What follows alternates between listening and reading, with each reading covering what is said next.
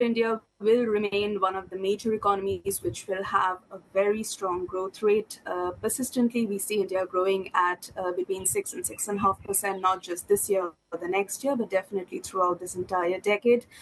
So harnessing the potential of the youth, especially the people who are entering the labor force every month, is going to be an imminent challenge for the government, as it has been for government so far.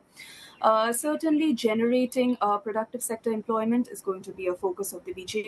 A lot of improvement will come in by the end of this decade when educational outcomes possibly get much better. There's definitely going to be a significant labor force. India's labor force and youth will keep growing, although at a decelerating rate, but nonetheless growing and meeting labor market demands. Upskilling, vocational training, these are all going to be things that are going to be much more of a government focus and a reality.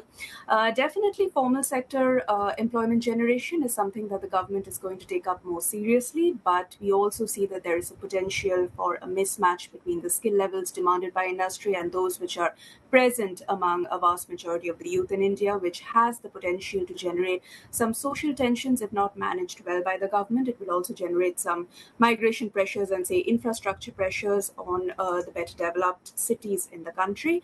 Nonetheless, opportunities for better educated Indians will definitely proliferate. There will be a rapid growth of professional services. Manufacturing, as it becomes more entrenched, takes off better, has better policy tailoring, is definitely going to generate some degree of employment even among the lower skilled workers. So the growth of the country is going to be premised upon a shift up in the value chain, going from lower productivity jobs to higher productivity ones, even as, of course, automation, artificial intelligence, these things are adopted a little more rapidly. So the balancing act has to be done well by the government.